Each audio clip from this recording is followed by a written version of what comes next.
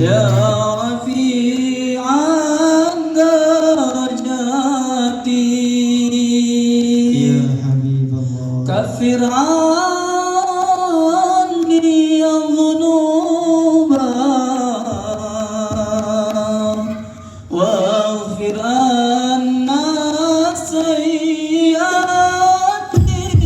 صلى الله على محمد يا الله صلى الله عليه وسلم يا الله صلى محمد يا الله صلى الله عليه وسلم يا الله اغفر لي ذنوبي يا الله ببركة الهادي محمد يا الله ربي فاغفر لي ذنوبي يا الله ببركة الهادي محمد يا الله اللهم يسر لنا يا الله زيارة مكة مدينة يا الله ربي فاغفر لي ذنوبي يا الله ببركة الهادي محمد يا الله صلاة الله والسلام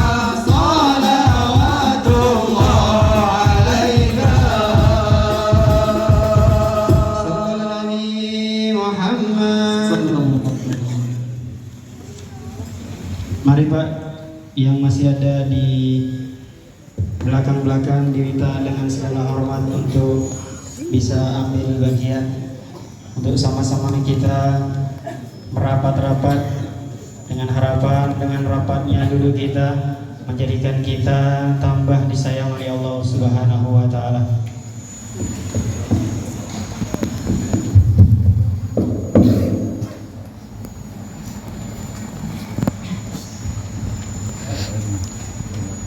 Assalamualaikum warahmatullahi wabarakatuh. Waalaikumsalam warahmatullahi wabarakatuh. Innal hamdalillah nahmaduhu wa nasta'inuhu wa nastaghfiruh wa nu'minu bihi wa natawakkalu alayhi wa na'udzu bihi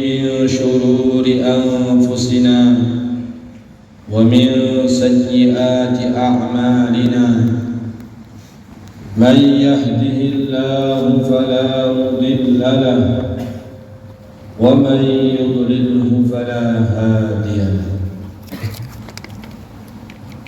أشهد أن لا إله إلا الله وحده لا شريك له وأشهد أن سيدنا ومولانا وحبيبنا محمدا عبده ورسوله اللهم صل وسلم وبارك على سيدنا محمد وعلى آل سيدنا محمد كما صليت وسلمت وباركت على سيدنا إبراهيم وعلى آل سيدنا إبراهيم في العالمين إنك حميد مجيد قال الله تبارك وتعالى إن الذين قالوا ربنا الله ثم استقاموا فلا خوف عليهم ولا هم يحزنون أولئك أصحاب الجنة خالدين فيها جزاء بما كانوا يعملون وقال النبي صلى الله عليه وسلم الراحمون يرحمهم الرحمن ارحموا من في الأرض يرحمكم من في السماء أو كما قال النبي صلى الله عليه وسلم. Bapak-bapak, ibu-ibu, hadirin hadirat, sesepuh bini sepuh, ustadz-ustadz, ustadzah-ustadzah, serta seluruh santri putra-putri, hafizakumullah, akramakumullah, baraka fikumullah. Alhamdulillah, di malam hari yang barokah ini kita semuanya oleh Allah Subhanahu wa taala diberi taufik untuk bersama-sama bareng-bareng berkumpul di majelis yang barokah dalam rangka apa ini? Tablik akbar. Tablik akbar. Tetapi rasanya kok kurang akbar. Ini tablik akbar yang rasanya kurang akbar. Allahu akbar. Dari panitia saya mendengar niatnya tablignya atau pengajian malam ini semestinya dilaksanakan di masjid Al-Ikhlas. Al-Ikhlas. Tetapi karena berhubung tabrakan dengan acara lain,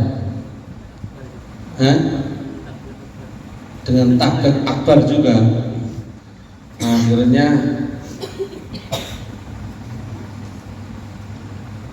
dipindah ke tempat ini. Begitu ya.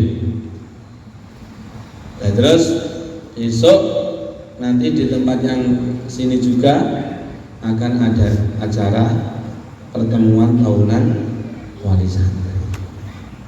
Saya tanya sama panitia, lalu bedanya apa yang malam ini dan yang besok pagi? Kalau bedanya ya ada bedanya Pak. Kalau malam ini, besok pagi. Itu yang jelas bedanya. Tetapi kalau yang samanya sama-sama mengaji.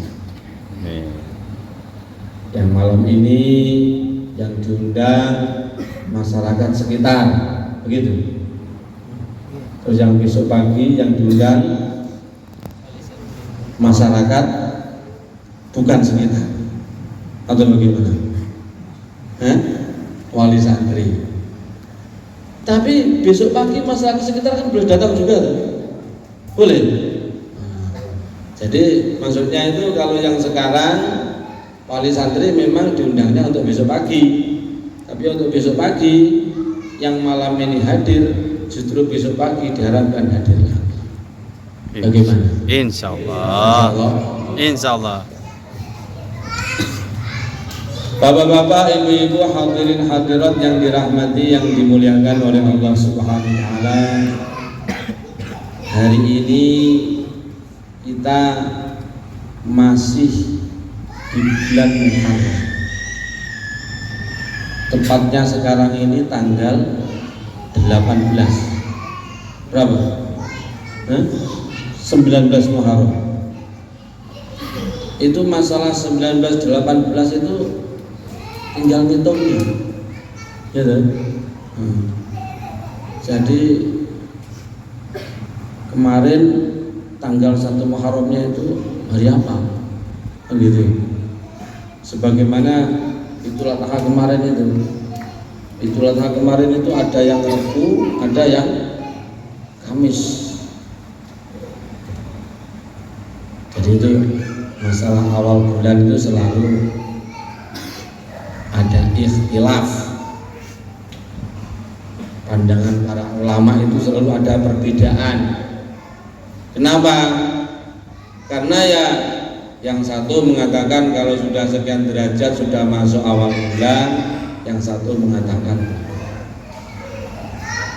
dan itu sudah rutin di mana-mana seperti itu tiap hari. Termasuk Idul Fitri. Idul Fitri kemarin itu hari apa ya? Hari Kamis dan Jumat ya. Hari Kamis mengikuti pendapatnya ulama ini, hari Jumat mengikuti pendapatnya ulama ini. Itu yang paling aneh itu ada lagi, sudah kadung mengiyakan undangan menjadi khotib Idul Fitri.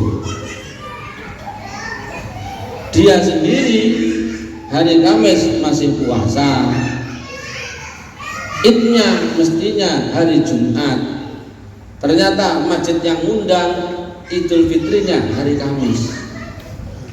Jadi akhirnya masih puasa itu sudah khutbah Idul Fitri. Besoknya sholat Idul Fitri lagi. Itu yang agak repot. Bapak-bapak, ibu-ibu, hadirin hadirat yang dirahmati dan dimuliakan oleh Allah Subhanahu wa taala. Ini tanggal 19 bulan Muharram. Bulan Muharram itu salah satu min ashhuril hurum. Minha arba'atun hurum.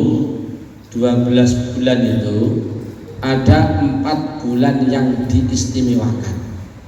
Salah satunya adalah bulan Muharram. Baginda Nabi Sallallahu Alaihi Wasallam beliau bersabda, afdolus sholati ba'dal fariḍah sholatul lail. Sholat yang paling utama setelah sholat fardu adalah sholat malam, yaitu sholat tahajud. Sholat yang paling utama setelah sholat fardu adalah sholat malam, yaitu sholat tahajud. Wa afdalus siyami ba'da Ramadan siyamu syahrillahil muharram. Sedangkan puasa yang paling utama setelah puasa Ramadan yaitu puasa di bulan Muharram. Jadi kalau sholat yang paling utama setelah sholat fardu adalah sholat malam, tahajud. Lah kalau puasa yang paling utama setelah puasa fardu, puasa Ramadan, yaitu puasa di bulan Muharram.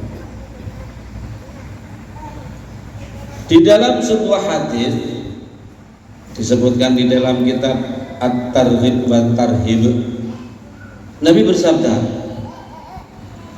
barang siapa puasa 1 hari di bulan Muharram, jadi mulai tanggal 1, 2, 3, 4, 5 sampai Muharram yang paling akhir, kok puasa 1 hari? Puasa 1 hari itu diberi pahala seperti puasa 30 hari. Berarti maknanya kalau puasanya 10 hari diberi pahala sama dengan puasa berapa hari? Berapa hari? 300 hari. Lah kalau 30 hari berapa? 900 hari. Berarti kalau seluruh Muharram itu kok berpuasa, maka nanti sama dengan puasa 900 hari, seperti puasa hampir 3 tahun. Saking besarnya pahala puasa di bulan Muharram. Kemudian khusus tanggal 10 Muharram, Nabi bersabda, man shoma Asyura yukaffirus sanatal madiyah. Berpuasa di hari 10 Muharram, maka itu menjadikan Allah mengampuni dosa-dosanya selama 1 tahun. Dosa-dosanya 1 tahun diampuni oleh Allah. Nah kalau begitu sudah Pak, kalau sudah ada janji dosa-dosa diampuni selama 1 tahun, kalau begitu saya tak bebas aja selama 1 tahun, mau dosa, mau maksiat, mau ngerjakan ini terserah, yang penting tanggal 10 Muharram puasa.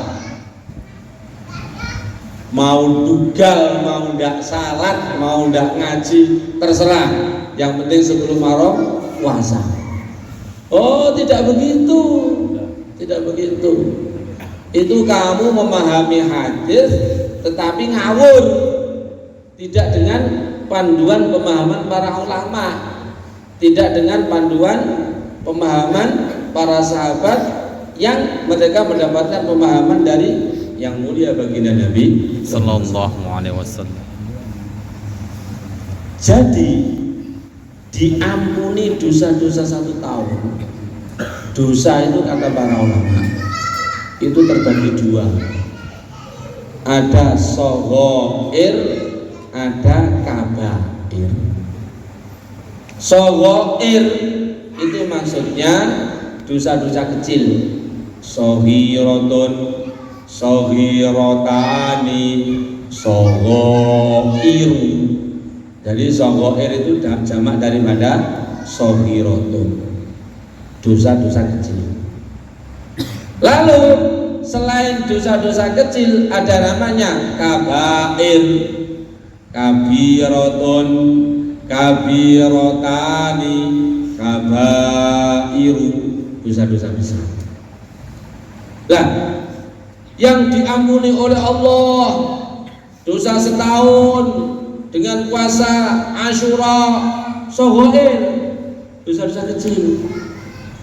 Yang diampuni oleh Allah 2 tahun dengan puasa Arafah, shaghair, dosa-dosa kecil.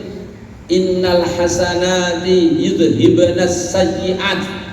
Di dalam ayat Al-Quran, kalau kita itu mengerjakan amalan-amalan kebaikan, itu menjadi dosa-dosa diampuni oleh Allah. Dosa yang mana? Shaghair, dosa-dosa kecil. Adapun kabair, dosa-dosa besar, itu kata para ulama harus bertobat. Dan tobatnya itu harus sesuai. Tidak sholat itu dosa besar. Bentuk tobatnya bagaimana? Jangan lagi tidak sholat, sholat terus.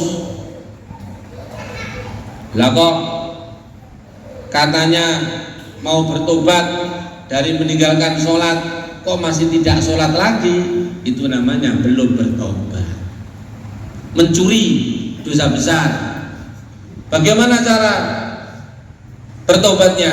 Yaitu tinggalkan mencuri, jangan lagi mencuri, dan seterusnya seperti itu. Jadi di antara bentuk taubat daripada dosa besar, meninggalkan dosa itu. Nah, kemudian ada lagi dosa itu walaupun kecil, tetapi kalau disertai dengan meremehkan itu naik pangkat, berubah jadi dosa besar. Allah. Menggosok sandal. Cuman gosok, tidak apa-apa. Lah, dilakukan dengan meremehkan, langsung jadi dosa besar. Allah. Langsung jadi dosa besar. Menggunjing, cuman menggunjing, dilakukan dengan meremehkan, langsung berubah jadi dosa besar. Jadi kalau ada orang memahami hadis tadi kok mengatakan, sudah, yang penting puasa Asyura 10 Muharram, selain itu mau maksiat, mau dosa, mau melanggar, tidak apa-apa, terserah, maka langsung saat itu juga dapat dosa besar setahun penuh. Allah. Karena dilakukan dengan Astagfirullah. Jadi justru kalau kita itu diampuni dosa-dosanya oleh Allah, itu nanti tambah ke depan itu tambah baik, bukan tambah ngawur.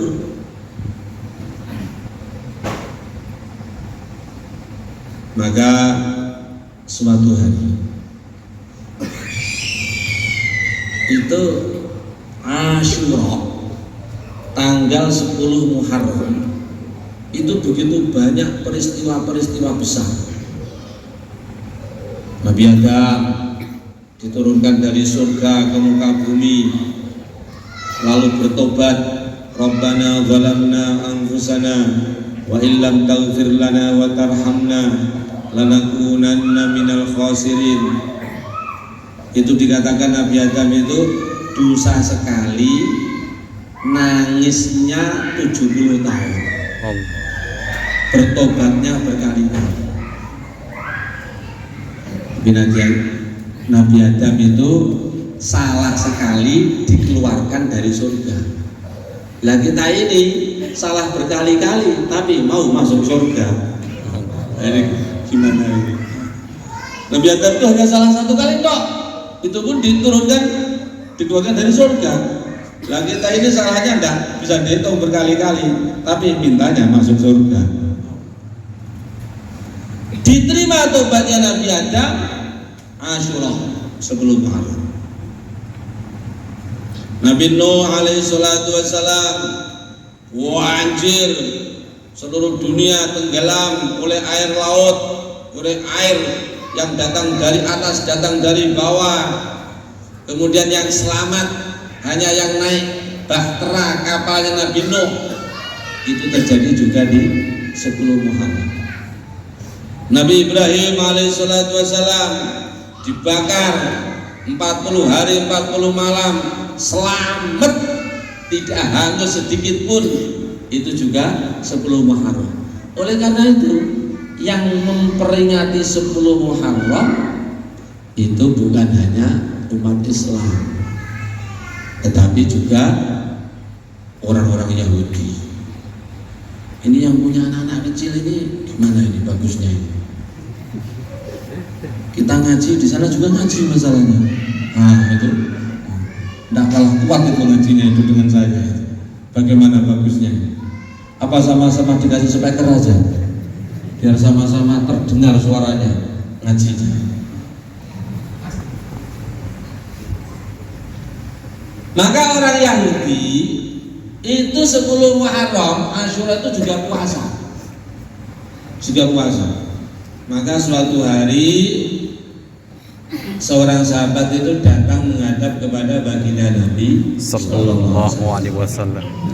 Ya Rasulullah, ternyata yang memperingati 10 Muharram dengan berpuasa itu bukan hanya kita orang Islam, tetapi juga orang-orang Yahudi berpuasa di tanggal 10 Muharram.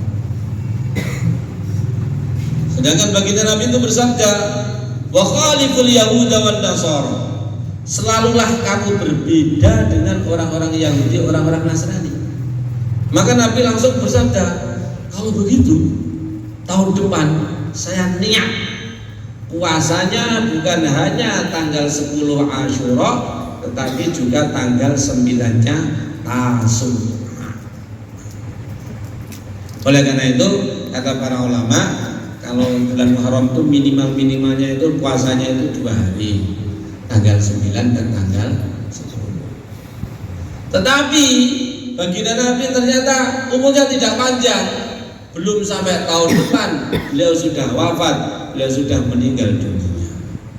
Makanya itu kata para ulama, itu namanya sunnah hamiyah, amalan yang sunnah untuk dikerjakan, tetapi bahkan Nabi sendiri satu kali pun belum pernah mengerjakan karena keburu wafat, keburu meninggal dunia.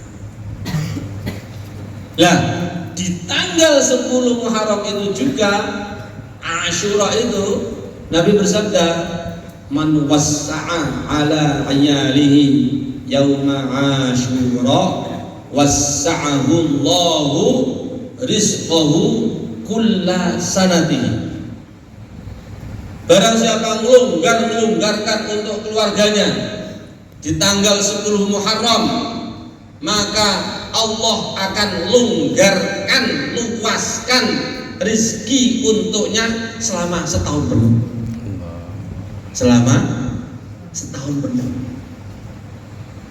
Dan ini alhamdulillah banyak orang-orang dari Temboro itu sudah merasakan mujarabah barokahnya longgarkan untuk keluarga di 10 Muharram. Itu kok diberi kemudahan, kelonggaran rezeki selama setahun penuh. Termasuk saya sendiri itu juga merasakan seperti itu. Makanya kalau antum semuanya datang di Temboro tanggal 10 Muharram, itu banyak orang sedekah, roti laris, makanan laris, buah-buahan laris, karena saling sedekah. Sampai saya pernah pergi ke Madiun, itu penjual roti besar di Madiun itu mengatakan, Pak, kalau 10 Muharram itu apa orang Temboro itu bareng-bareng ulang tahun.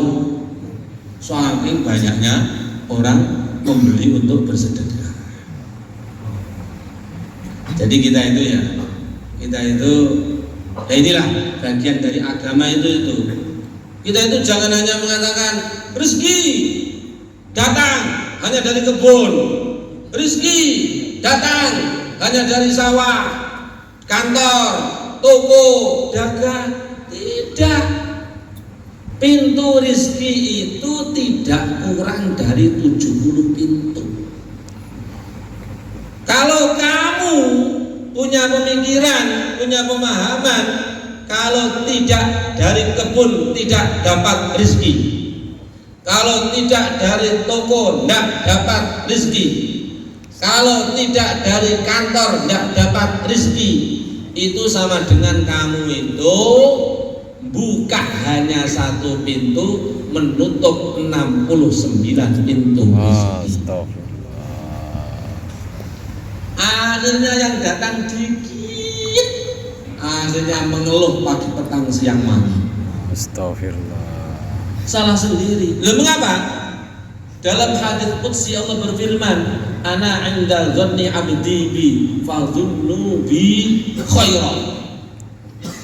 Aku ini menurut persangkaan hamba, maka selalu sangkalah baik kepada aku. Maka selalu sangkalah baik kepada aku. Jadi kalau kita itu sangka baik kepada Allah, yakin kepada janji-janjinya Allah, dan begitu pula Allah akan tunaikan sebagaimana yakin kita, sebagaimana sangka baik kita kepada Allah. Masya Allah, di Jawa Timur itu ada kiai, anaknya itu Nah, yang laki-laki 3, yang perempuan 5. Kita itu kalau punya anak, kalau anak laki-laki itu disunahkan akikoh nyembelih 2 ekor kambing. Kalau anaknya lahir perempuan disunahkan akikoh nyembelih kambing 1 ekor, kan begitu. Jadi kalau anak laki-laki 2 ekor akikoh, anak perempuan 1 ekor. Tetapi Pak Kiai ini aneh ini, tidak peduli anak laki-laki, tidak peduli anak perempuan, setiap lahir anaknya itu untuk akikohnya dia potong 7 ekor kambing. Allah. Laki-laki 7 ekor, perempuan 7 ekor. Berarti anaknya 8 itu 8 kali 7 kambing itu. Berapa itu? 56 kambing dipotong. Maka ada orang itu heran, Pak Kiai, bukankah di dalam kitab-kitab fikih itu disebutkan untuk akikah itu laki-laki 2 ekor, perempuan 1 ekor. Kenapa kok 7 ekor? Maka Pak Kiai tadi mengatakan, ya memang begitu. Di kitab itu seperti itu. 1 ekor bayi perempuan, 2 ekor bayi laki-laki. Tetapi saya itu ingin mengamalkan mafhum daripada firman-Nya Allah dalam hadits qudsi, barang siapa pemurah kepada aku pemurah kepadanya. Allah. Maka saya pemurah kepada Gusti Allah.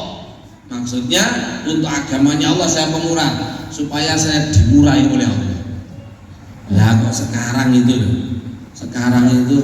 anaknya yang 8 itu oleh Allah itu dikasih makmur, kaya iman, kaya ilmu, kaya amal, kaya harta. Allah. Setiap anaknya itu saya perkirakan kok lebih kaya dari rata-rata yang duduk di sini. Allah.